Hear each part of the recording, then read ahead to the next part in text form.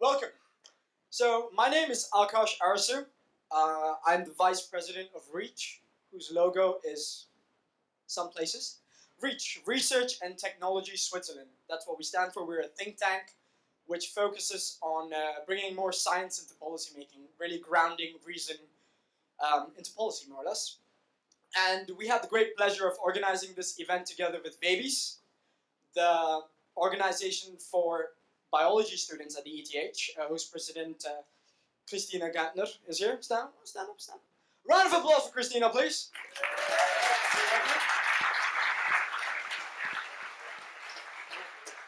It's powerful. You can raise them and then bring them down. It's nice.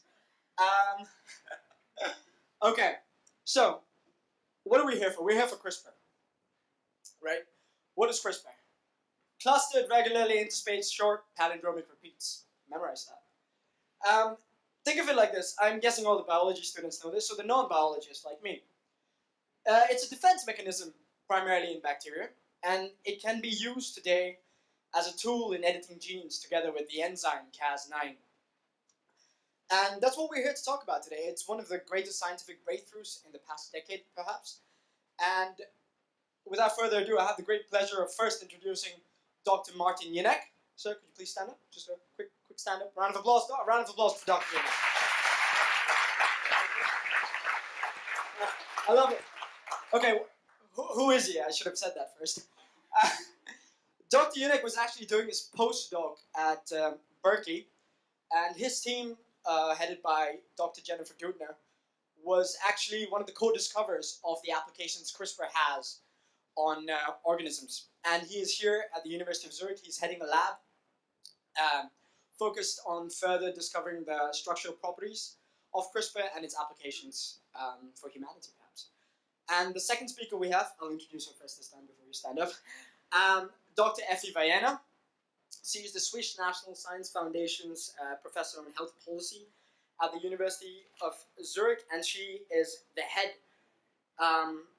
of the Health Ethics and Policy Lab. She's a bioethicist with a background in health policy, so hopefully she can really ground us in the ethical side of how to bring CRISPR into policymaking and its uses further in the coming years.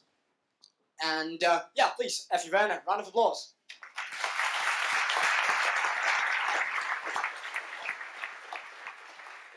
You guys are a great crowd. So without further ado, I think we can begin with the first lecture from Dr. Martin Jinek. Thank you, and pay close attention.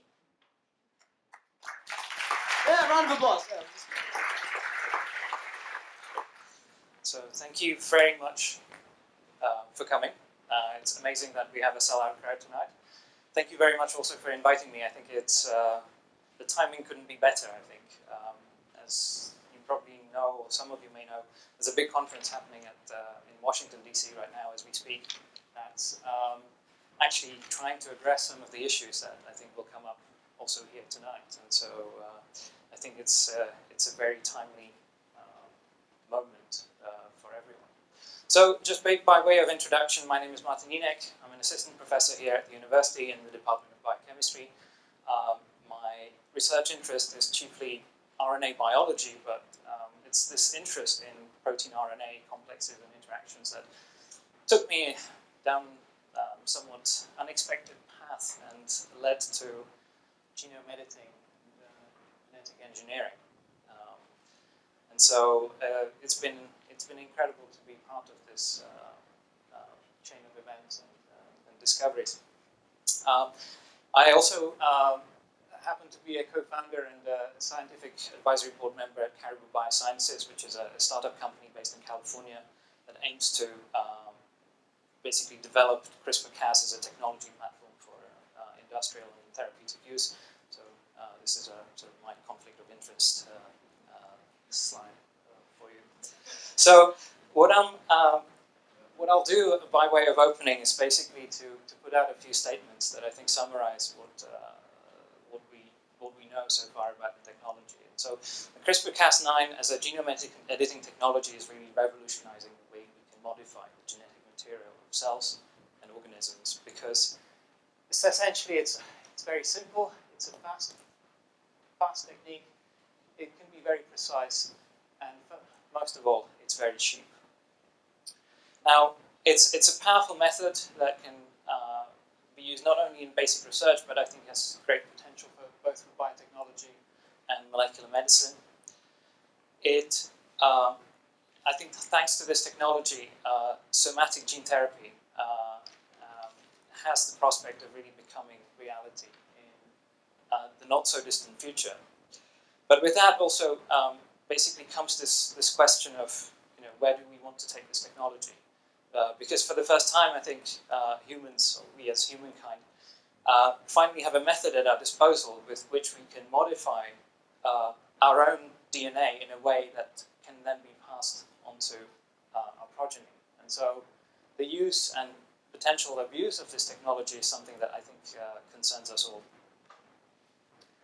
So when we speak about this revolution in the life sciences that is brought about by CRISPR-Cas, it has to do basically with this principle of engineering artificial enzymes, so molecules, that can cut the DNA, the genomic DNA in cells or in organisms, with very high degree of precision, such that basically these enzymes can introduce something known as a double-strand break, basically break the double helix of DNA in one specific place and in only that specific place. And so far, basically, this is the technology as it stands. Now, what, however, is really required to achieve the genetic modifications is basically this train of events that's set into motion by that double-strand break, namely DNA repair, these endogenous DNA repair pathways that occur in cells that can be exploited to basically modify the genetic code in the vicinity of that double-strand break generated by these enzymes. And so, depending on which specific DNA repair pathway kind of takes over at this point, there are various outcomes that can result from this initial cutting event. This pathway, which is a sort of a quick and dirty DNA repair pathway, very often results in introduction of short insertions or deletions at the locus, and so this can be potentially used to make gene knockouts very efficiently or short deletions. Whereas homology-directed repair is something that can be, again, exploited in this scheme to engineer more specific and precise modifications. So things like insertions, or can be used to correct basically point mutations in the gene sequence. So this has been also referred to as gene surgery in the field, doing things with a high degree of precision to achieve the desired genetic modifications. Now, as my involvement basically in this, as already mentioned in the introduction, was basically this study that we published in 2012, where we basically reported that in a bacterial adaptive immune system known as the CRISPR-Cas system, there are basically these enzymes that function essentially as molecular scissors that can cut DNA with a very high degree of precision, and that basically their specificity is programmed by short RNA molecules. And so what we discovered was basically that in these CRISPR-Cas systems, or in a subset of these systems, there's an enzyme called Cas9 that can associate with two very specific RNA molecules and then use the sequence information in one of these RNAs to basically find a matching sequence in double-stranded DNA and basically cut it at a very specific position. Now, as part of that study, we also realized that we could in fact engineer the system and reduce it from essentially the naturally occurring 3 components into a 2-component system where we had an enzyme that was fully programmable using just a single RNA molecule. So we basically have this programmable 2-component system where targeting a new site in the DNA essentially requires only one thing, and that is changing this sequence, this first 20 nucleotides in the sequence of that guide RNA. And so, having sort of discovered the natural function of this system, we were also one of the first labs that could show that this system could actually be used for genetic engineering in human cells. And so what we did was we introduced both components, so the Cas9 endonuclease as well as the guide RNA, just by simple transfection into cells. And we could detect in a subset of the cells where we isolated clones and sequenced them, that basically the gene that we were targeting using this guide RNA could be essentially knocked out by introducing these short deletions or insertions. And this was one of the first indications that this system would be useful for genetic engineering. Now, of course, this was basically done by exploiting this non-homologous end-joining DNA repair pathway. But this is basically where the precision of this method comes in. And so within, let's say, less than 12 months from this initial discovery that we made, this technique was actually applied to many different cell types, many different organisms, and shown that it's really functional. And so this basically is what's revolutionizing the life sciences these days. In 2014, so again, within about 18 months of the initial discovery, came basically this work that showed for the first time that we could make genetically engineered primates using this technology. Two genes were basically targeted and knocked out simultaneously in these monkeys by a group in China. And so that sort of set the stage for what could come next in terms of editing the genetic information in humans.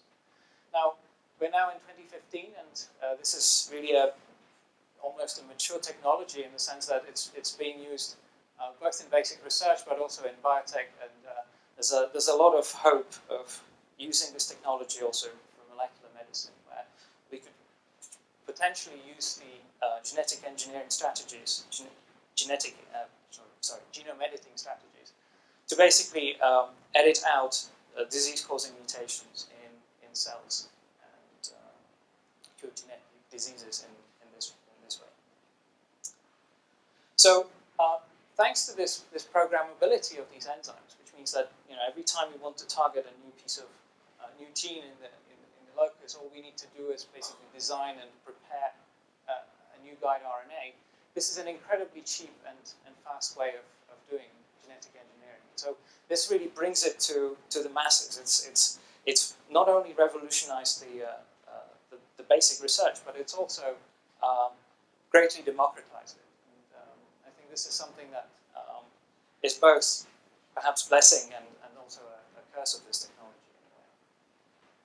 So when it comes to the applications, I think it's clear that it's becoming an incredibly powerful tool for basic research. It allows us to probe the functions of genes in a very specific fashion and do this in high throughput. So we can basically use this technology for genome-wide screening in cells, in organisms, and so on. From this, it's only a step to basically applying this technology in applied research. For example, to generate basically animal or cell-based models of human diseases by engineering the same mutations that occur in human patients and using these cell lines or animals for drug development or for designing new therapies. This method has also a lot of potential, I think, in areas such as synthetic biology and biotech for microbe engineering agricultural crops. But I think the potential application that I think most people are very excited about is the prospect of applying this in somatic gene therapy to really correct disease-causing mutations in specific tissues and specific organs in human patients. So how can we go basically about this when it comes to gene therapy? Well, you probably know the gene therapy 1.0 as it was developed in the 80s and the 90s, before the advent of these precision genetic engineering tools. Now, back then, the basic idea was that basically we could cure a genetic disease by essentially delivering a healthy copy of the gene into a cell to essentially replace the function of a defective copy. So this idea of gene augmentation. Right? And so For this purpose, typically the strategy was to use some kind of a viral vector to deliver the DNA into the cells of interest. Now, there are two basic problems that I think plagued this technology back then, have been addressed to some degree now, and but the basic problem was that for some of these viral vectors, the problem was the sort of adverse immune reactions. And then for retroviruses in particular, where the gene that's being delivered is intended to be inserted into the genome of the cells, it was very difficult to control the site of integration, and that could lead to all sorts of downstream side effects if that integration happened in the vicinity of another gene and somehow affected its function. And so gene therapy has sort of been resurrected with the advent of genome editing, where instead of gene augmentation, we basically come up with a very different idea, essentially just replacing the genetic information in situ by essentially overwriting the mutations associated with the disease and correcting them back to the wild type. An example of this would be basically this correction of a gene that whose mutation causes sickle cell anemia in cells by basically just reverting the mutant sequence back to the wild type. And so this technique has not been used in clinical trials yet, but there's been a number of basically proof of concept studies done in various model systems applying basically this technique to correct disease-causing mutations in various diseases, tyrosinemia, muscular dystrophy, beta thalassemia, and so on. And so it's showing to be an incredibly promising technique for gene therapy. But now with this comes the question of, how do we actually go on about it? What can we do? One idea would be to do essentially somatic gene therapy, so to treat cells and tissues where basically the disease is manifested in adult patients, and in a way that basically the patient does not transmit the genetic modification of its cells or organs to the progeny. So basically doing it in cells that do not give rise to the germline. The other possibility, which is highly controversial, in fact banned by law in many jurisdictions, is the idea of basically editing the genome at the level of the germline. So in either the reproductive cells or the stem cells that give rise to them. And with that, basically modifying nearly all the cells and tissues in the human being that would arise from the embryo or from the germ cells. And as a sort of aside, that human being would be basically able to then pass the modification onto their offspring. And so, for somatic gene therapy, one of the sort of the first uses of this in the clinic will probably come from this idea of doing the genome editing ex vivo, basically focusing on diseases where diseased cells can be extracted from the patient, modified in a dish, and then reintroduced back to repopulate the patient to cure its disease. And so this will probably be very applicable for things like the inherited disorders of the blood or the immune system, so hemophilias, thalassemias, sickle cell anemias, and so on. Now, when it comes to germline genome editing, this is something where, again, a number of studies have been done in model systems. An example of this is this study where basically the mutation that's underlying Duchenne muscular dystrophy was basically corrected in mice by combining basically this CRISPR-Cas9 technology with homology-directed repair. And so this is basically showing us that in a way this would be possible to do. But that's the big question. Do we really want to go down this path? I mean, germline genome editing in humans is something that I think is a big question. It's highly controversial, and we'll hear more about the various aspects of it in the second talk today. Just to tell you a little bit about this, as some of you are aware, earlier this year, a group in China at the Sun Yat-sen University in Guangzhou reported that they used the CRISPR-Cas9 technology to basically do gene editing in human embryos. So in fact, what they did was they took trichronucleozygotes, so these are non-viable embryos that one also obtains in vitro fertilization treatments, and they attempted to basically edit a gene that is involved in beta thalassemia when it's mutated, and the outcome of this study was that although they showed that this was in principle possible to do, the efficiency of the repair was actually quite low, and that the embryos were mosaic, so they were basically a mixture of modified and unmodified cells. And so the authors themselves actually concluded at the time that clinical applications of this technology at this moment would probably be premature. However, this basically the anticipation of this kind of work led to a number of publications discussing this issue, both in Nature, Science, and other journals. I happen to be a co-author on this science piece where we argued that we really need a discussion about the future of this technology, and that we need to be very prudent about the way we want to go and use this technology. And what we basically recommended in that article was that for the time being, we would strongly discourage basically germline genome modifications for clinical applications. The technology is clearly not mature enough to be used for this.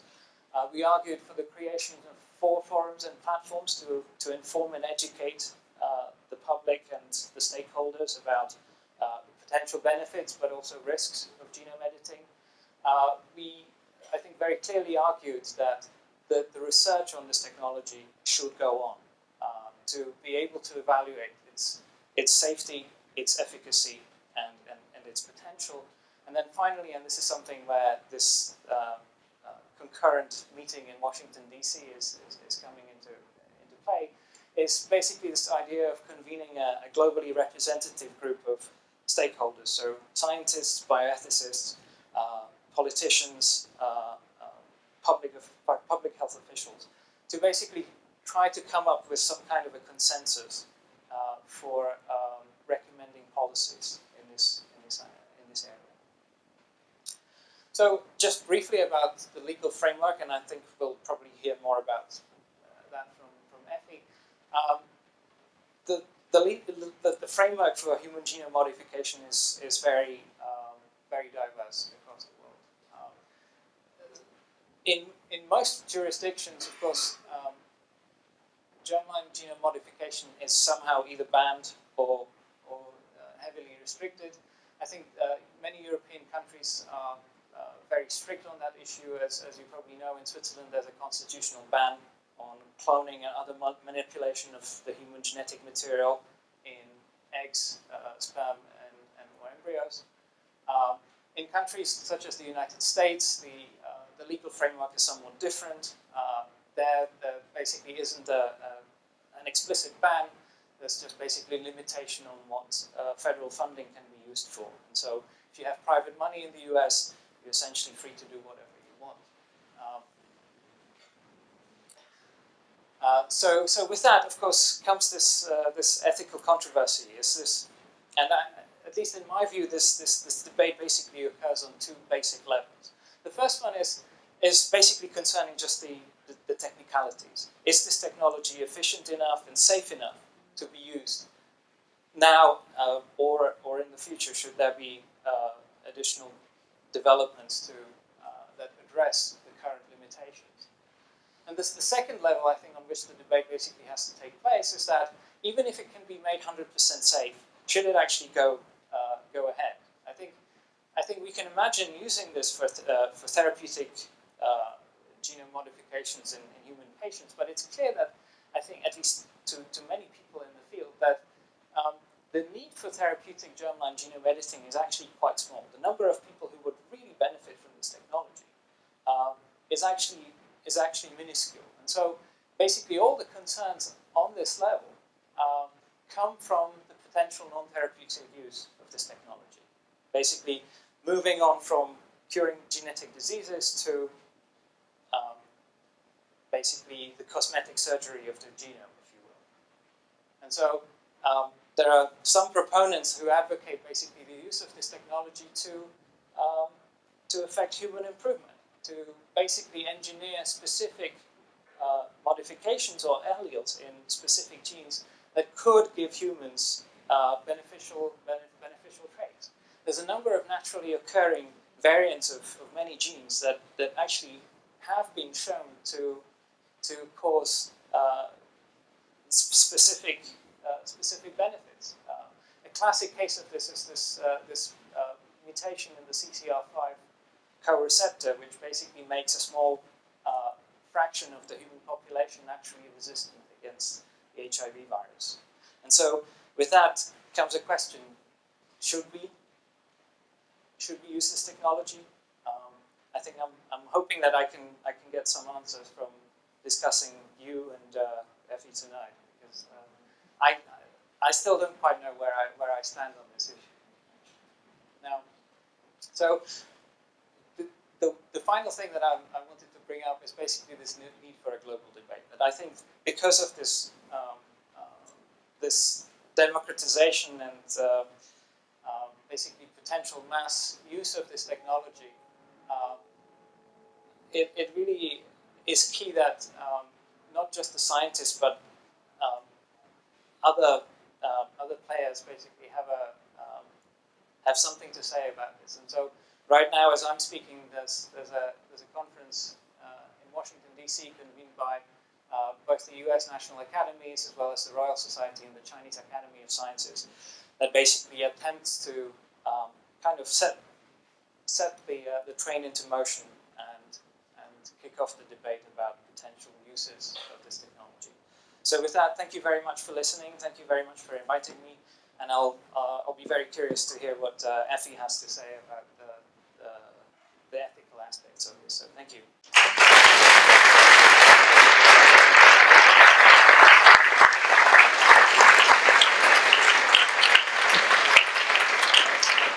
Thank you for showing up. That's an impressive presence, and thanks very much to the organizers who invited me and who had the idea to organize this event also on that date, because as Martin said today, since the 1st of December actually, there's this big Gene Edit Summit in DC. People from many places are discussing the same things we're discussing here.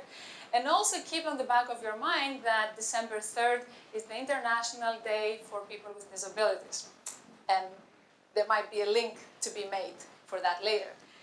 So I think what I'm going to try to do is, unfortunately, not to answer the question that Martin posed, but to perhaps throw out here some more questions and present to you some of the key arguments that have been put forward in relation to what we are supposed to be doing. And also to say that some of these arguments are not brand new. Yes, the technology is new, but what to do with humans and how much we're going to interfere with them is not something we're thinking about for the first time. That's probably a good thing. So the way I see that is as a number of different kinds of questions that often in the debate seem to be intertwined. It is one question whether it's morally permissible to engage with the applications of this technology, be it human, animal, or plant. Then comes the question, how do we decide? How do we judge whether this is the right thing to do? And how do we decide that? What's the process we're going to follow?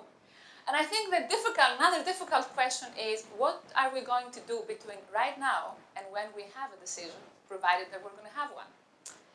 Now, before moving into some of the way to think about those questions, I'm just going to copy and paste from the journal Nature a list of facts that they seem to think that it's important for us to remember when we're debating CRISPR technology.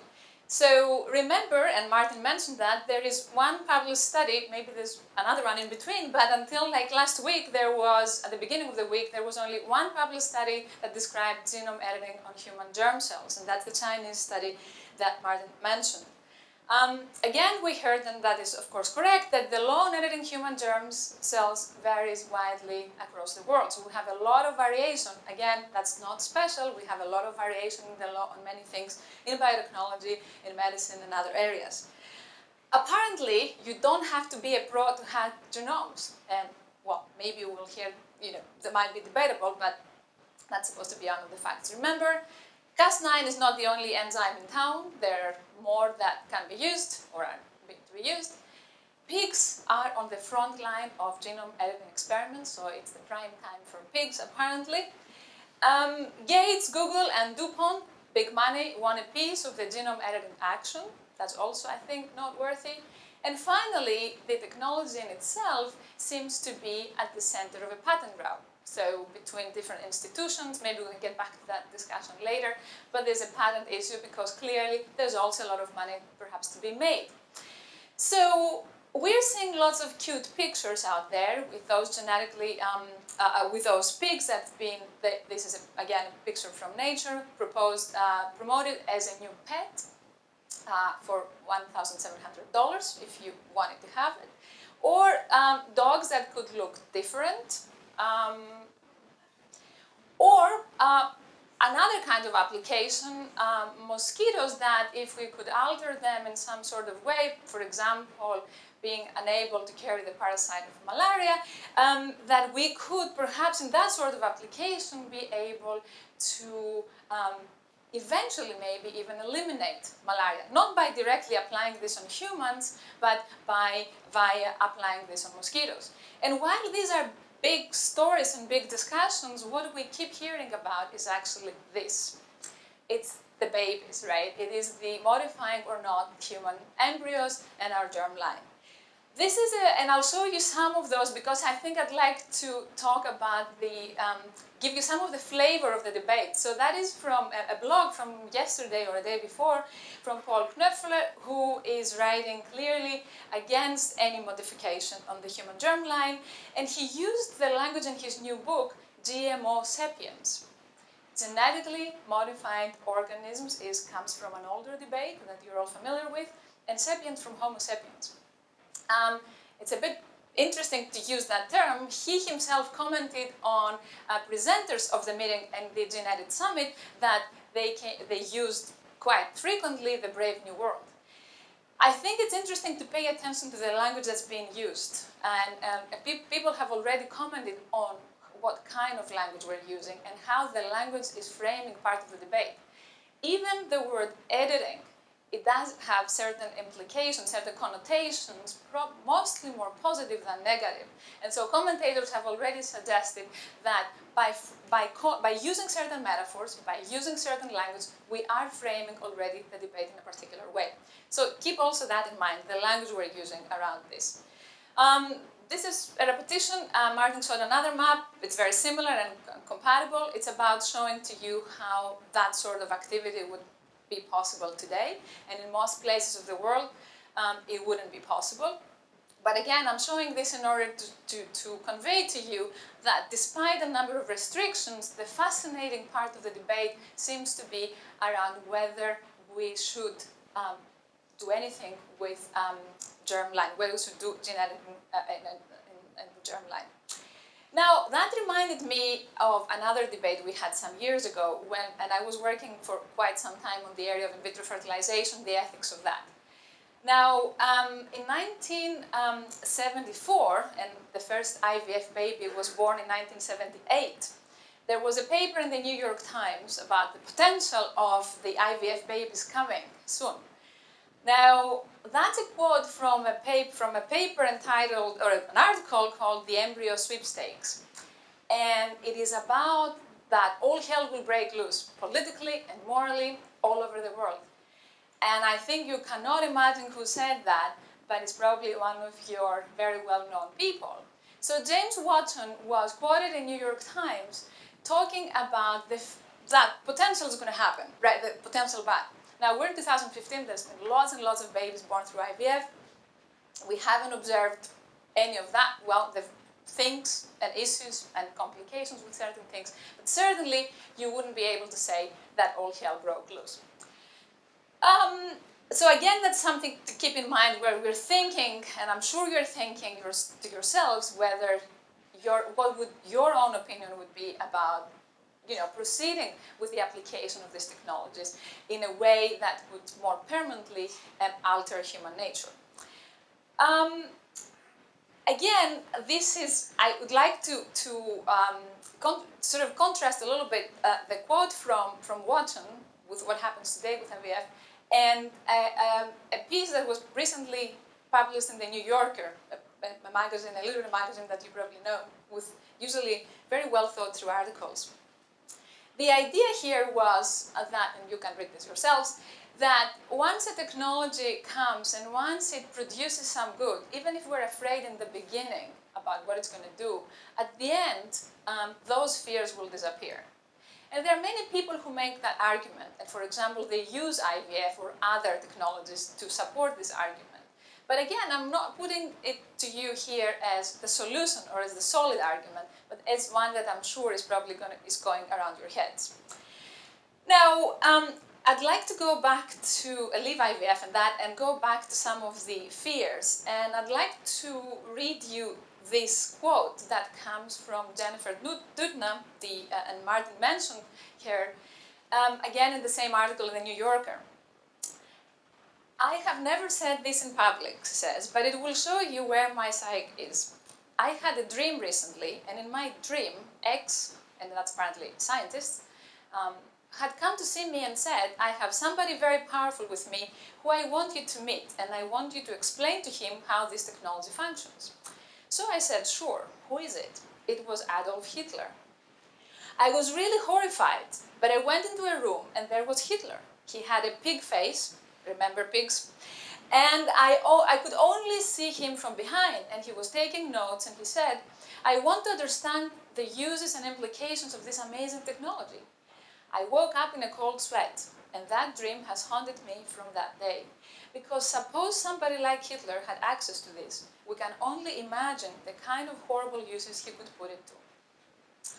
Now, that's a very vivid dream to have, and I think it's very interesting to, I guess, if you dreamed about Hitler, it doesn't matter what context one, it's probably a very bad dream by definition, but I think it's interesting that Jennifer Doudna is sharing that also in public, and I think it reflects also, and it's kind of, illustrates her probably own and other scientists' struggle about the potential bad that can come out of an incredibly powerful technology.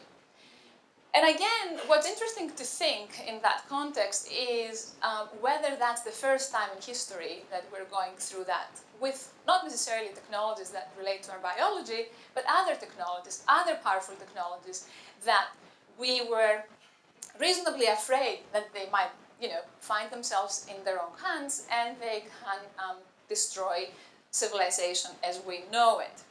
So let me move on from that sort of sense of fear about the bad that can come out to some of the key arguments that people are discussing these days in relation to CRISPR and its applications. The first argument is whether it's really morally justified to take the risk in light of so many unknowns. Now, if you knew something you're doing is risk-free, or you knew what kind of risk you're taking, you'd be better to make the moral judgment. For example, if I do X, I will kill somebody. I know what's going to happen, so I won't do that because that is not morally justified. But when I don't know what things happening, what they can happen, can I take the risk? And in particular, can I take that risk when I have many known unknowns? I don't know things that I knew I should know, but also I don't know things that I don't know I should know. What happens in this case, and if we have technologies that bring us at that stage, how do we respond? What are our criteria? We don't maybe know the nature of the risk we're taking, and we perhaps are unable to determine its proportionality to benefit, because we always take some risk, and in clinical research, in other kind of research, we take risk typically that is proportional to some benefit, and make a judgment call and say, well, it is worth taking that risk. So how are we going to address that kind of question? That's been a very difficult question, I think, that also in other areas of technology, we have developed mechanisms, procedures in particular, that allow us to make some move forwards, often being in some cultures a lot more cautious or taking a lot of precautions, and others moving a little more liberal, more forward in a more liberal way. So let's say, and I think Martin very, very nicely asked also that question, let's say we're moving away from that context where we don't know what we should know and therefore, it's really practically very difficult to make a decision. But what if we knew? What if we knew that something can actually be fine, right? Would it be morally permissible to modify the human genome? And I think this is where we have actually the most difficult discussion. Part of that is for a number of reasons. I'll try to explain what people are arguing around that. This is a quote from UNESCO discussing the concept of our human genome, saying that this is why the human genome is one of the premises of freedom itself and not simply raw material to manipulate at leisure. What is the heritage of humanity entails sharing both responsibilities and benefits. So we have this more sacred idea of the genome that we all share and we're all equal in this. And that becomes more clearly in another quote from a more recent document from UNESCO, which seems to think that, again, the interventions of the human genome should be admitted only for preventive or diagnostic or therapeutic reasons, but again, very clearly saying without enacting modification for descendants. So we would not, according to this document, for example, see no reason, we won't see any reason why we would proceed with altering the human nature in itself. And the reason would be because that way would jeopardize the inherent and therefore equal dignity of all human beings and will renew eugenics, which I'm sure you know about. So in this argument, we have a sacred sort of nature, as human nature, it has dignity, we're all sharing it, and we don't have any rights in messing with that. Now, it's very interesting to think about human nature. Bernard Willem said that human beings have two basic kinds of emotional reactions to nature: gratitude and a sense of peace on the one hand, terror and stimulation on the other hand. Sometimes, you think nature is always perfect and it does it the right way, and sometimes you're afraid because nature is coming onto you and it might kill you. So we do have this kind of duality. A recent report by the Nuffield of Bioethics, the Nuffield Council of Bioethics, did an analysis on what is nature. What do we mean when we call something natural and nature? And it created, it actually reviewed a number of ideas, cultures, philosophical traditions, and came up with this leaf, which has different parts looking at how we understand what is natural.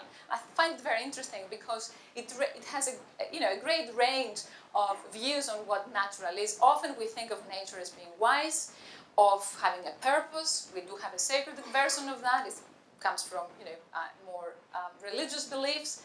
And we do have a neutral, less perhaps prominent, but a neutral understanding of nature. Something can be could be naturally bad and naturally good. But again, this is how our culture, this is a cultural understanding of the sense of what is natural, and it's important when we're trying to see how much we can modify the nature. There are some other arguments that are interesting to think about. For example, that human nature, whatever that is, gives us a moral sense. So we're moral beings. That means we have the social skills to live in society.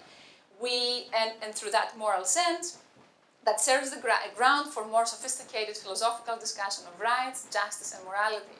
So the idea here is if we are moral beings of some sort and we alter that nature, that sort of morality will change. And do we want that? So this isn't about being, the product of God or, being natural, therefore we don't touch you. The natural comes, the weight here comes from your ability to be a moral being. And even the continental philosopher Habermas has also echoed some of the sense that we do have a moral experience as human beings with that particular nature as we know it, that if we fiddle with that, something might be lost. Now you could say, hey, well, we're great moral beings, but we're not perfect moral beings, so there might be some room to negotiate that sort of moral sense. But I think this particular argument about us being moral beings because we have the nature we have, it's one that it's a little bit more difficult to actually refute compared to some others. Now, Often people also argue about the slippery slope argument. I think Martin mentioned one. If you start doing something because it has a therapeutic effect, and we, let's say, at some level agree that we'd love to eliminate a particular a disease or a problem, what about all the non-therapeutic? What about all other things that we might like to correct and edit on people? This is an interesting argument. It's used very often in those debates, not only for gene editing or genetic engineering or IVF or, name it, all the sort of bioethical questions. And I think it sort of seems to put aside the fact that we have always ways to stop things at some point. The fact that something happens doesn't necessarily mean that a lot of other things will happen. So this, although it's a common argument, I think it's an argument that, again, it doesn't seem, to me at least, to be a very strong argument. It's just a popular argument. People get very exercised when you tell them, oh, if you treat cancer, you can also then produce the next baby which is a better athlete or more intelligent or taller. The next argument, which is, again, proposed and recently also by Francis Collins, put in an editorial piece, is the consent of those to be born. If modify people, we won't be able to, we don't take their consent. We just modify them without them knowing we're going to modify them. That is a very interesting argument, but I think it would be hard to argue in which cases we take consent of people who are going to be born. If, for example, we're going to give birth to them with disability or with disease, and we don't have that sort of purpose. So the argument, this is again, because it's becoming popular, but I think it's a difficult one to sustain. And on the other hand, on the other side, there's been quite of an interesting response. There are some philosophers who argue that we actually have a moral obligation to make better humans, because our society and our world and our humanity needs that. If we need genetic engineering, if we are going to do gene editing to make better humans, we have an obligation to do that. And the question here also is it morally okay to naturally pass on mutations because we allow them to pass and we could have stopped them? So there's a group of other thinkers who, again, you would see the debate becomes very polarized. People are on and off on that. They're trying to argue that there is actually, in fact, good reasons why we should be enhancing, we should be changing ourselves to make it better. So not only isn't that a problem, but we have a moral obligation to do it. And today, John Harris, a prominent philosopher who is arguing for gene editing, that's a paper in The Guardian today, argued that justice delayed is justice denied, so therapy delayed is therapy denied. So if we can do something that will prevent pain and suffering from people, we have an obligation to do it. These are more principled arguments, right? There is also a number of pragmatic arguments that are going here. The credit for these cute pigs that fly and other combinations is here. And I just picked it out of the web. So the pragmatic arguments are about how we're democratizing gene editing. So, everybody has access to this, could have access to this technology. Someone will do it, so why shouldn't we do it? Another concern is about bioterrorism, things going to the wrong hands, public outcry. If people get very worried about this, then we will have probably a public that don't trust science, and so we should be careful with what we're doing in science, not just because we're going to modify people or all that, but also because we need to do things in a way that sustain trust in the public. I was going to show you this, but I don't have time. This is a project collecting money to develop kits that they can send you home to learn how to do CRISPR technology. And as you can see, it got already a lot more money that they wanted to get. And it's not about modifying embryo, like doing germ editing, but it's about a small kit that you can learn how to modify on other smaller kinds of organisms. So how do we go about that? Now, these are three general ways you can go about that. One is the precautionary principle that's applied, and it's one that is very favorite in continental Europe. Just be as careful as possible. Don't allow things to move on because we need to tick all the boxes of safety, or as much as we can. The next is a more liberal regulation because, let things move and they will sort of self-regulate.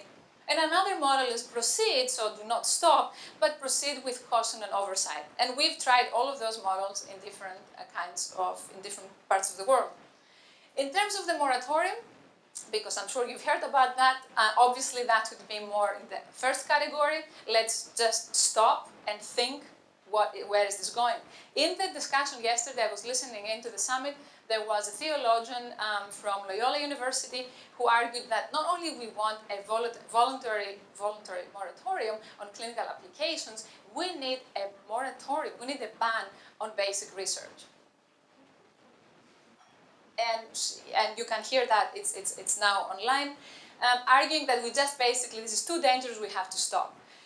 We can take that up in the discussion. So how do we go about thinking and making a decision between now and having made a decision about what to do?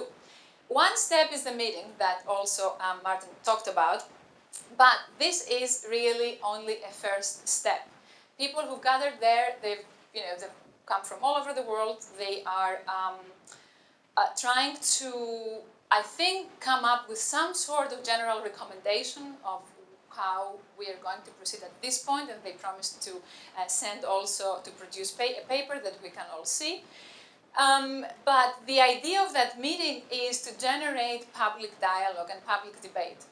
And what they also tried to do, what they tried to do is to involve in the dialogue and debate the public. Now, one of the first criticisms that meeting had was it actually didn't involve a lot of the public. It is bioethics people, it's scientists, it's policymakers. Is that the public? They had only one patient representative.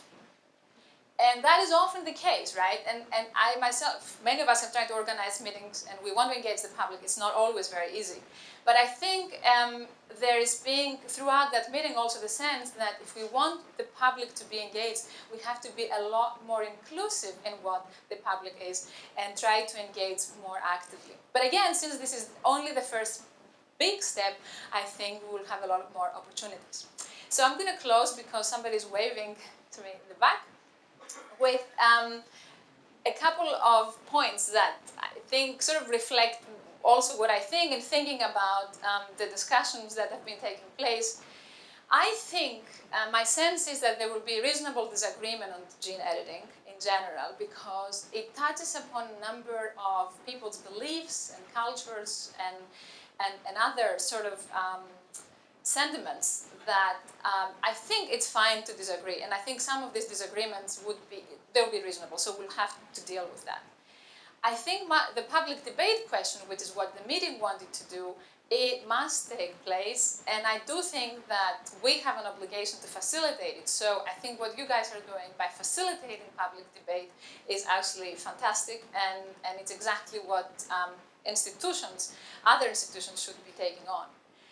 I think, again, that this debate is both scientific and societal, and I think we shouldn't separate one from the other. It would be very difficult to make some of the societal decisions without understanding the science and seeing how and being able to assess some of the risks, and vice versa. If we just have the science which progresses without trying to incorporate and understand where it pushes societal values and why, for what reason, I think, again, would be in trouble. Now, often in these debates, precaution is contrasted to being permissive, right? And I think, again, maybe what we should be careful with is not to see this as the only way to solve this problem. There's been more granularity. There may be more ways to negotiate the space between absolutely not and just do whatever you want. And we've done that successfully in a number of other cases. So caution is prudent, and I think we have to exercise it, but so is being imaginative. And imaginative, I mean not only scientifically, so you can come up with this wonderful stuff, but also morally imaginative. What values do we really want to negotiate, and how do we want to live them? Again, we have to think of innovation as something that contributes to common goods, and that is valuable. We cannot do without it. Of course, we have to have innovation that it is socially valuable. And I do think that at that state of being, if we were able to come up with some sort of global understanding, a global governance type of thing, where we could all sort of subscribe to, not because it's hard law, but because it is the common denominator, I think that would be a huge success. And I hope that the meeting in DC and other meetings that will follow can come closer to such an approach. I'm going to close with that last slide because I came across this very recently and I thought that's pretty fascinating. This is an advertisement from 1914. And as you can read, if you can read, it says that men are wanted for hazardous journey, small wages, bitter cold, long months of complete darkness, constant danger, safe return doubtful, honor and recognition in case of success. And this is a job advertisement, by the way, that Sir Shackleton put out in a newspaper in 1914 to recruit crew for an expedition to Antarctica. That is an awful job advertisement. Apparently he made it to Antarctica. But I think what I'm trying to say is that, yes, sometimes we do take risks that they don't look very appealing at the forefront. But as such, I think with the imagination, and I do love this quote from John Dewey, science has always had made great steps precisely because of that audacity of the imagination of what is going to happen. And I think, particularly now, we need to think not only about and feel not only the audacity of scientific imagination, but also the audacity, probably, of our moral imagination. Thank you.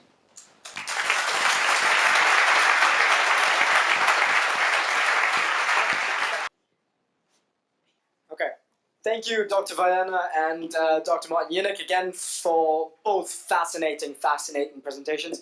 I have no doubt that the audience is chock full of questions, but since I have a mic, I get to go first.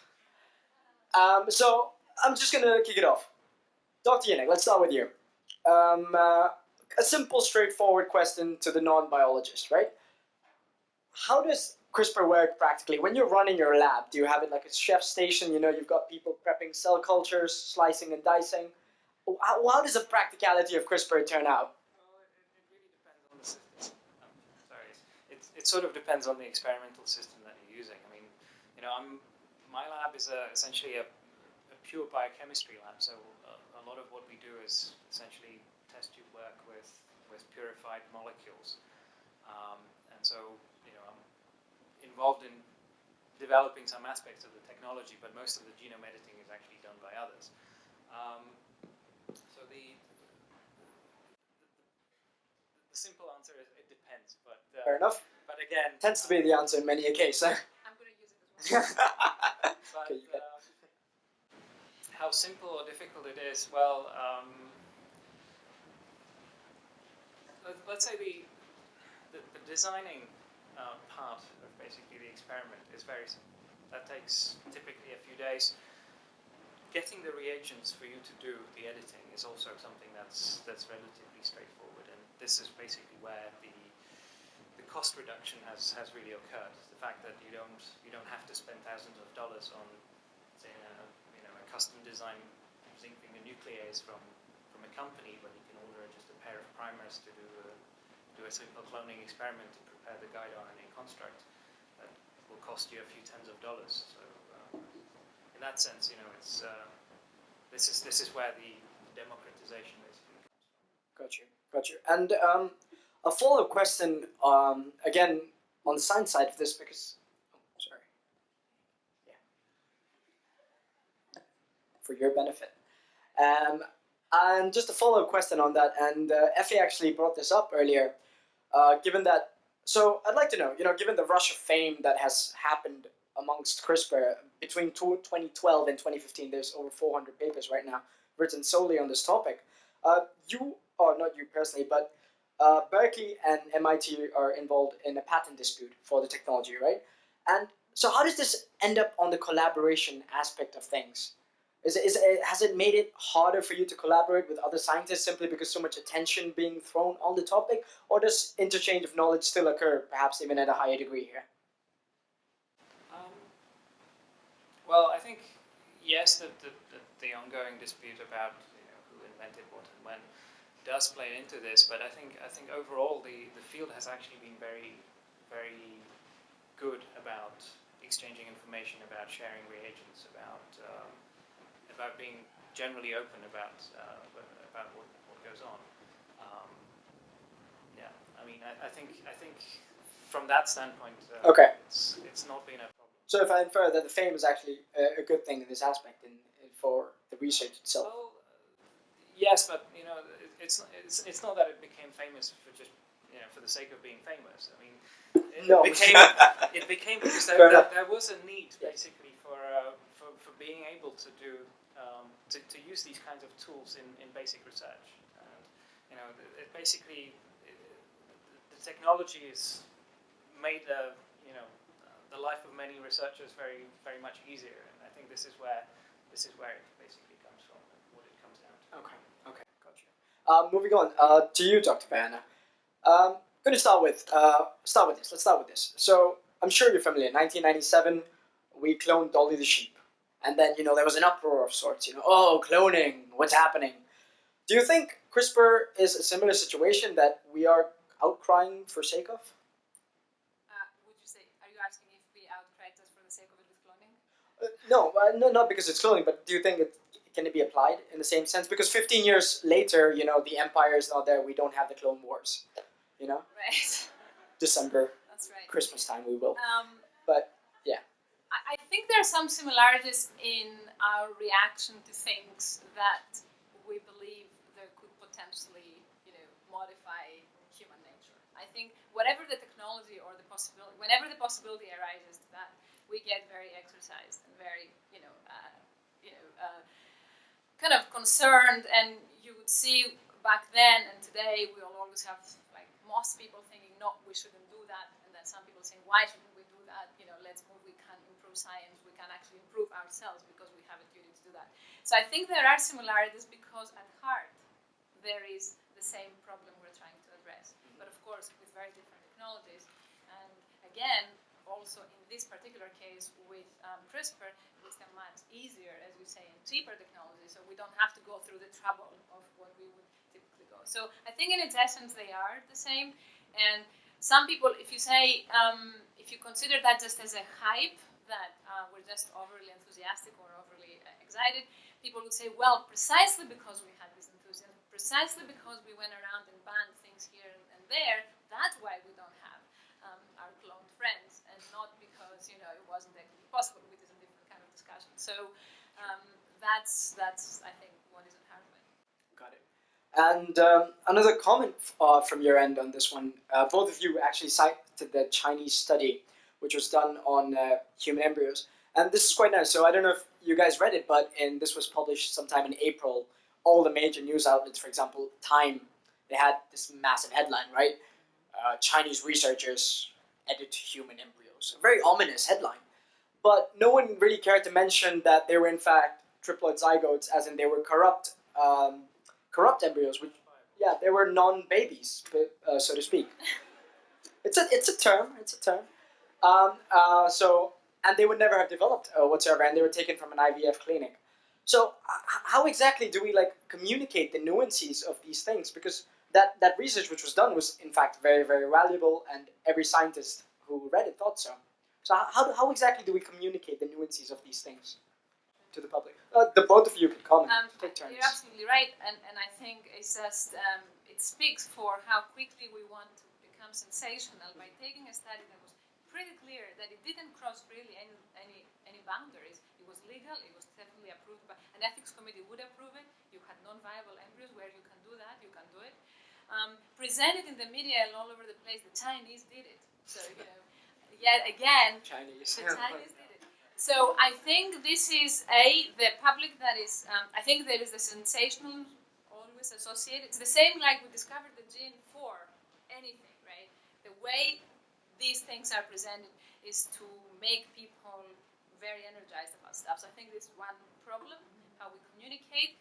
The scientific community was coming out and saying, no, wait, this is not unethical. They did something that we could do here. They just did it there. But it didn't persuade. It didn't come across. So I think the point you're raising is very important. Is the responsibility that the media would have in this debate to present this in a non-sensational way, and also to use a language that's more appropriate. Dr. Jinek, would you like to comment? I would only really second that. I mean, I think very often the devil is in the details, basically. So, in this case, again, I think you brought up, all we know about the case that, in fact, it was, at the time, it was approved by an ethics committee. The experiment was done on non-viable human embryos and so on. So in many jurisdictions, it would have been an okay thing to do, not Indeed. just in China. Indeed. Okay, with that, I think we'd be happy to open it up to the audience. So, raise your hands. We've got Servan, our president over there, and we've got Christina, also a president in her own right, for babies over there. So we'll start off with the gentleman in the back, sir. Yeah, just give it like 10 seconds. There's a mic coming to you. Unless you feel like shouting, but it's your call. That's true. So I have actually two questions. Could you please first maybe introduce yourself as well? Yeah, please. I'm from the ETH. I study mechanical engineering. So I thought we're talking a lot about human engineering. So I wanted to ask something about more like artificial life and maybe nano-engineered organisms or DNA machines. Go for would it. that be possible with CRISPR? So I think that, Dr. Jinek, that would be your territory. So I don't know about nanomachines. I think this is perhaps a bit far-fetched, but I think CRISPR-Cas is becoming a potentially valuable tool for synthetic biology, for basically engineering novel microbes with interesting properties or capabilities of making interesting molecules for us, whether they're drugs, whether they're new biomaterials, biofuels, you name it. There's a lot of excitement about the technology in that particular field. Okay, the second question is actually about humans, because I find that interesting that there's such a big outcry about modifying germline of humans, whereas modifying the germline of plants, the outcry is not as big. So I was wondering what the dangers, except for maybe second Adolf Hitler or worse, is. Hang on, that's a pretty big danger, but anyhow. Human germlines are much more controllable than the germline of plants. So where's the ethics playing in there? Effy? You're absolutely right. This is what I was trying to actually say, that although I think the applications in these domains could be a lot more intrusive in some sense, right? They have been talked about a lot less. If you look at the papers on CRISPR and ethics, the majority of the papers are on humans, and actually in germline, right? That's what is the problem. It seems that there have been a few papers looking at what's going to happen with possibilities of applying this in plants or in animals, but a lot less. I think what I'm suspecting is two things. First, that we maybe we haven't communicated clearly the consequences in one or the other. As you're saying, clearly it is more controllable in humans than in, for example, mosquitoes or other forms of life. The second is possibly also that we did have a big debate about GMOs, for example, right, for a long time in a lot of places, and some of this we feel that maybe we've dealt with some of that already. So I think there are those two things at play. But in fact, I would say that investing our ethical thinking in those kinds of scenarios at the moment would probably better time investment, I think, rather than the humans, which is a more remote possibility, also because legal is a more remote possibility. Okay. We got one question over here, please. Thanks. Thank you, Effy and Martin, for this beautiful and complementary presentations. It's not the usual ranting between the two faculties. It's a dialogue, and I really appreciate that. My simple question is, what about regulation? You both avoided this topic. I think the present day biotech regulation is completely out of date. It's from the Asilomar times, and it's completely process-oriented. But what we need is a dynamic and scalable thing in the future. What are your ideas about this? Because that will be a very hot topic in the near future. How do we regulate these things? Thank you, sir, for that question. I think that's fantastic. Out-of-date regulation. Who wants to go take a crack at this first? I would just basically, I think, again, support your opinion in that. And I think sort of this is going back to this concept of granularity. That I think there will not be a sort of a one-size-fits-all solution for all the problems that we will have, or all the issues that we might be facing.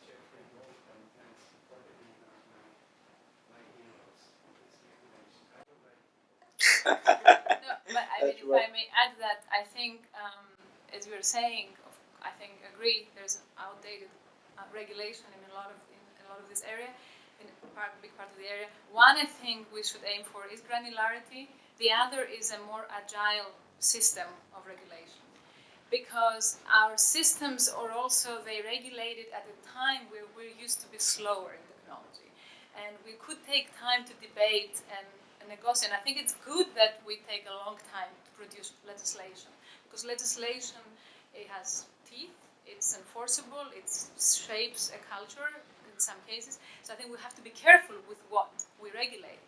But that form of regulation is not agile. You cannot just change it back and forth, given on what's happening. So I think the new forms of regulation have to have that future to be able to better support their cause. It is their cause to promote good and to respect, to sort of protect our society. So I think to do that, they need to be granular and agile. Okay, we've got next question over there. So in the blue shirt. Hello, my name is Yannis. I study physics. I studied it. And my question would be, what have people tried to basically engage public besides having kind of expert panels? So my suggestion would be to basically have like a series of TED Talks maybe, or maybe get the 10 mostly cited papers and kind of read the abstract in a 1-minute fashion, so that like the ordinary person can understand it, and then gather it all on a homepage. So are there ideas to use social media and kind of a more hip way than extended panel discussions to You don't engage think this the is public? hip? Oh, this is totally hip, but Bro! but I would look at Really how many biologists there are. I would call this almost expert panel as well. So targeting a hipper audience, is that something on your agendas? Clearly we're not hip enough. So What is CRISPR's outreach looking like? To just spread it out. I think it's actually pretty good. So you mentioned TED Talks. They're already out there, actually. If you look, that's one thing. Twitter is full of CRISPR talk. If you follow,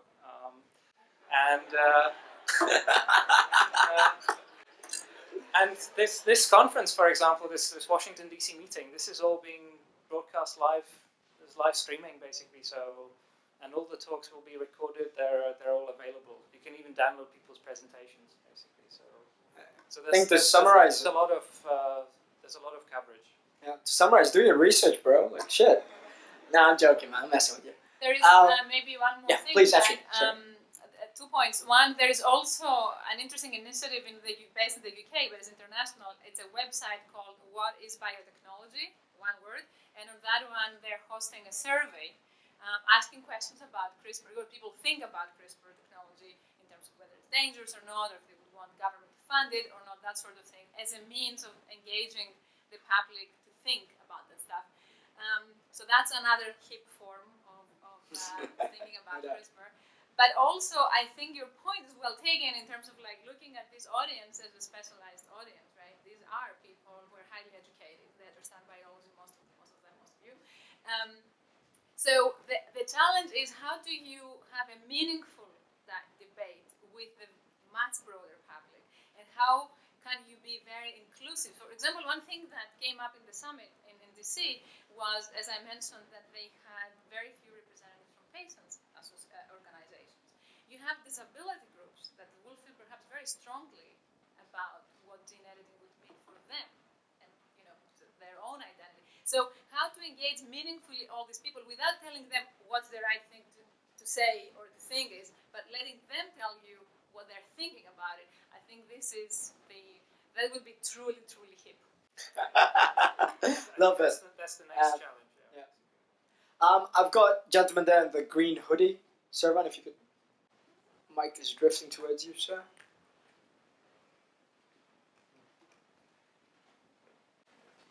Thank you for the lovely talk. My question is about the patent issue. It's a bit unfortunate that there's a clash happening right now, but once it's sorted, what does it mean for the end user? So all of us are biologists who want to use a technique actively. So what do you think if the patent is granted to one of you, how are we affected? Do we have to now start paying royalties for every experiment we perform using CRISPR? And how much will we have to shell out for every experiment? All right. Yeah. So I'm pretty sure that basic research is not going to be affected by basically this patent issue in any way. What I think if this dispute, if you want to call it that, is resolved eventually, I think what it will mean is that the investment landscape and the sort of translation potential of this technology will be probably a lot greater. I mean, at the moment, there's a lot of companies who are just not prepared to invest in this technology because they don't know, whether they will be able to use it or not, what the licensing structure is going to be, and so on. So I think this is something that is a bit of an impediment, but I think basic research is completely unaffected by the issue. Yeah. And correct me if I'm wrong here, but in terms of methodology and knowledge, that's all transparent and disseminated, right? That's all. At least the research coming out of academic labs is all very, very open, very transparent. Basically, everybody submits their reagents to AdGene, basically this public non-profit repository of plasmid DNA that you can obtain for your own experiments. And so, from that point, this is not really an issue. Okay. Next question. Yes, you there, grey sweater.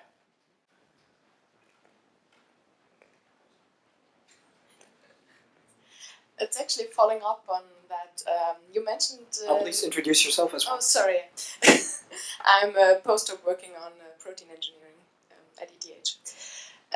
You mentioned in the very beginning that you're also involved in a company that basically came out of this whole CRISPR invention, and wondering at this point what is done there, which is going beyond the academic research.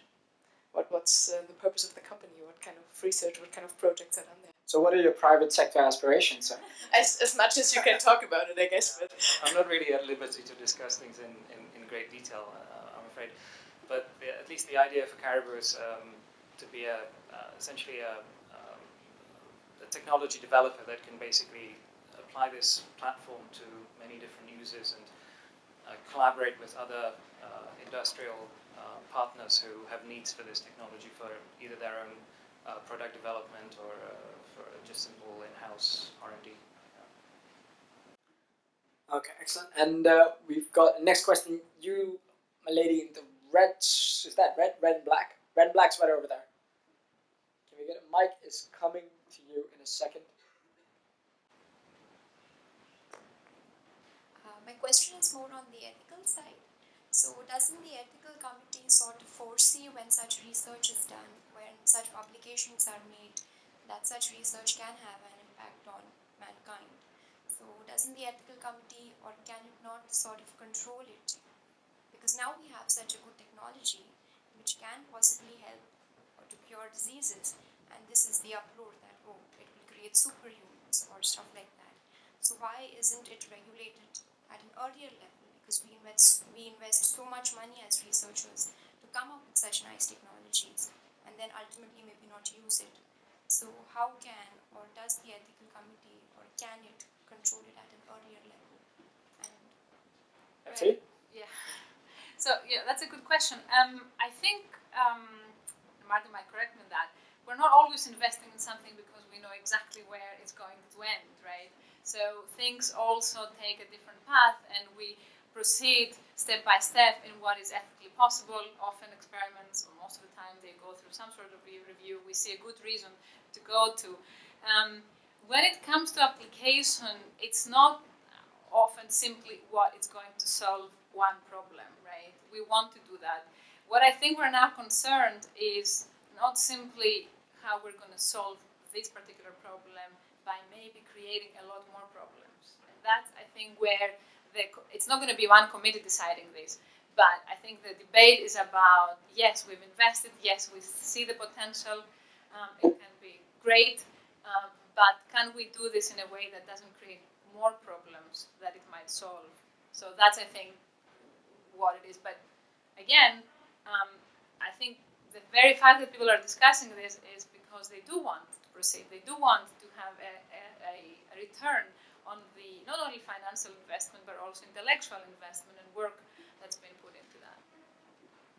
Martin, would you like to add anything to that? So I would just add that when it comes to things like somatic gene therapy, I mean there are regulatory frameworks in place. I mean this will never be able to bypass the FDA, for example, and so this will have to go through clinical trials like everything else.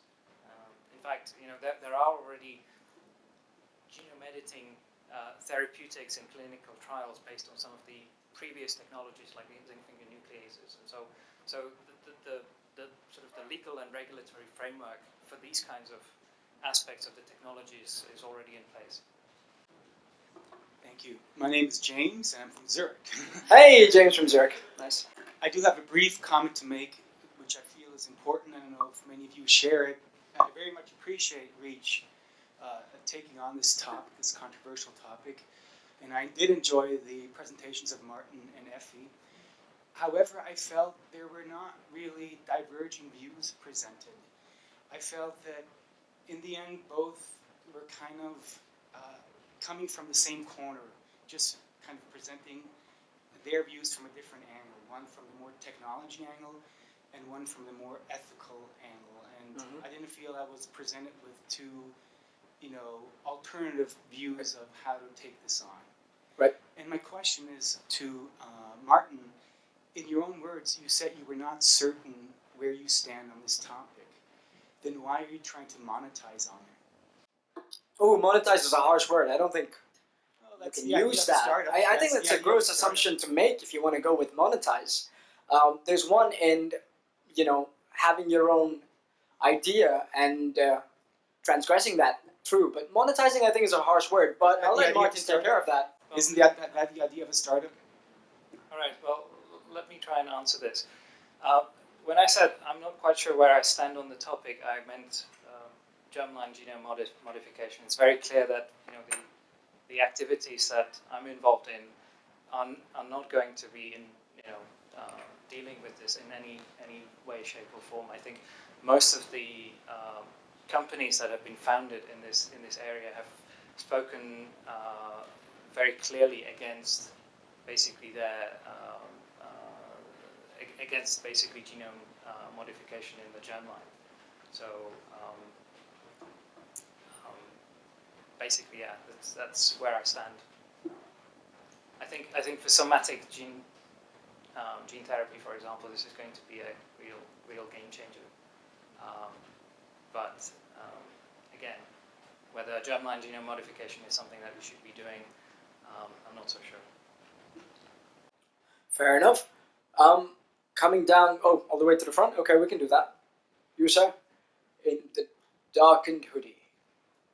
Yeah. Anyway. Mike is coming to you from. Right. Okay. Thank you. I'm a master's student at the university, and I work in a virology lab, also focusing on gene therapy. And my question is a little bit more technical. You nicely explained how the recognition or how the cleavage works, but there is a single limitation, sort of, is the PAM sequence, that you require a short sequence to recognize the DNA. So how much of an actual limitation is this? And do you see any possibility of PAM-less technologies emerging as well? Okay, well, this is quite a technical question, but since I kind of work on this. Okay, what a coincidence. Well, so the question of PAM specificity is something that, yes, is a sort of a constraint that the system has to operate within. I think the constraint is, it's not a very hard one, if in a sense. Let's say for the enzyme that's been used in applications most, this enzyme from Streptococcus, the PAM is a GG sequence that basically should occur at least in a random DNA once every 8 nucleotides if you count both the bottom strand. So that typically gives you, a lot of freedom to pick target sites within reach, basically, of where you want to make the modification. But of course, I think for real sort of single nucleotide precision, I think the answer is not going to be a PAM-less Cas9, but basically a whole panel of Cas9s that have been engineered to basically recognize the different sequences. I think from a sort of a mechanistic standpoint, this is going to be something very difficult to get around otherwise, because this actually forms such a kind of basic. It's a basic requirement of the molecular mechanism, basically. I like that question. You make it a lecture and a discussion. So we're going to take one last question, preferably for Effy, something on the ethical side of things. Okay, you've had your hand up. I'm going to go with him. Okay, we'll do two. Two last questions. I felt bad. They kind of shot up at the same time. But yeah. Yeah, hello. I'm a master student at the University of Zurich. And I have a question for Effy. Yeah. First of all, I would like to say something and then the question. So for keep it brief, please. I must insist to keep it brief. Yeah. For the last slide, I don't agree with what you said about audacity, because if you do an expedition into Antarctica, there is no effect on other. You put yourself into risk, and there is not much money involved. But in this topic, there is an effect on other, and mainly on new generations. You can put other into risk, and there is already much money involved. A lot of people waiting to do a patent on this. And my question is something that I didn't understand quite good. What do you mean by better humans? Okay, so first I'm happy my Antarctic expedition worked, because you made you disagree with it, which was the purpose of it. And you're right, there are of course differences. That was just more of a, I suppose, I just came across this advertisement, I thought it was pretty extreme to do a job advertisement of this sort. And what I was trying to allude to or relate to is the fact that we've taken risks that, yes, they're not affecting others, they affect some sort of others. And, it's not clearly, this is a way we've, as humans, have been going through these processes for a long time. Of course, the scale and the magnitude changes over time, and depending on the case. Making better humans. This is an argument that's been put forward by Julian Savulescu. He's a philosopher in Oxford, and he's been arguing that we have a moral obligation to improve the human species. And he's been pro-enhancement and thinking that also if now we get the technology that we would allow us to make ourselves better, right? And he's using it in two senses. One is in the physical sense, so disease-free, for example, but also in the moral sense. He's saying we have to become better moral beings. So then we don't kill each other, we don't do bad things to each other, so our society can evolve to the better. He's a controversial philosopher, and a lot of people take issue with what is a better morality, because some morality, what's the standard for a good morality, right? But he's putting forward a very provocative statement, and I think in this debate, if we're trying to look at the spectrum of arguments, I think we got to mention him. So that's the context of that. I hope I made it clear. Thank you very much like that question. And the final question to you in the red sweater. Thanks. So I'm Dream. I studied philosophy and law at the University of Bern. I have a very similar question. I was wondering what your personal stance on the risk ethical argument is, because mostly when people talk about new technologies, they only see the risks involved. But I mean, the argument is two-sided. We could be equally wrong about not using CRISPR, maybe especially for moral reasons. So would you be willing to talk about the risk? You mean how do we assess the risk, or the role the risk plays in our? Yes, how to assess the risk. How to assess risk. Yeah. I mean, risk will play a very important. It always plays a reason, right, into how we'll decide also the morality of an action. Because if we know exactly, what's going to happen, or the degree of the risk we're putting something, I think it changes the fact. So I think we really have to make sure that we get the facts. Now, the problem where I find it difficult is, in order to be better, become better in assessing the risk, because that's what we want. How can we do that if we don't do the stuff? So if we don't do the basic science, or if we don't do the clinical trials for somatic therapies, how can we know that we're taking a risk that shouldn't have taken? And so I feel that in the controlled environments that we have, and we do have that in the clinical trial context, in sort of like agile type of oversight, I think we can gradually move into understanding the risk we're taking. What I feel is problematic is to say, because we see a potential risk, negative, right, then we just have to back off. I think that is, I'm not sure what would be then the argument for doing that. Or at least I'm not convinced by that argument. Yeah. Martin, would you like to add anything to that in the risk side of things? Or?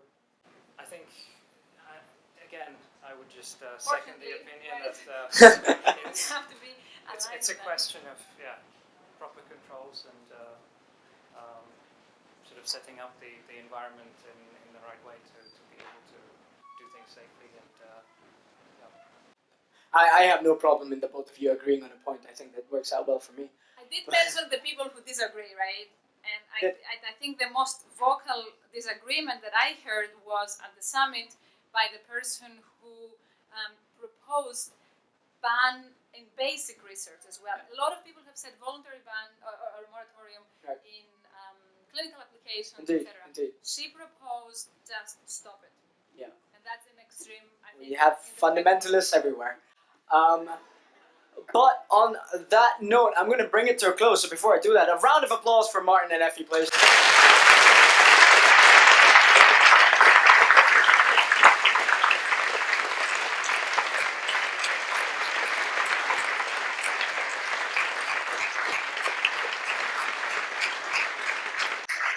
You guys earned that. You earned that. And before I hand it over, just a quick plug-in. This has been Reach, bringing you this discussion. My name is Akash Arsu, and if you have any further questions, if you're thinking about becoming a member, if you want to give us money, always welcome. We're not going to say no. In front of you on your desks are membership forms if you just want emails about upcoming events. Yo, hold on the packing, guys. I will let you pack. On upcoming events, on the 15th of December, we're hosting an event on nuclear energy. If you're going to be interested in that, please drop by. And on that note, I'm going to pass it on to Christina Gartner. She's going to say a few words about babies and give our thanks to the speakers in the form of gifts. So just hang on a minute, yeah? I just need 1 minute. And yeah, I'm Christina from Favis. I just wanted to thank also from my side, from our side, and thank you very much for being here, for coming here, for spending your time with us and sharing your knowledge with us. And so we have 2 small gifts for you. So thank you very much. So thanks a lot. And another applause for them.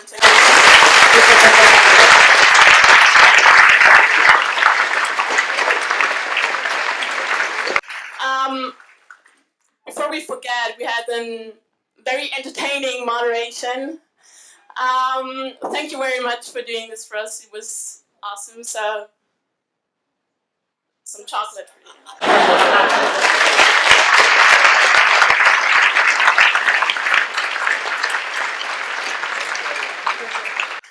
And last but not least, before we finish, thank you all, each one of you, for coming here. It's awesome, such a big crowd.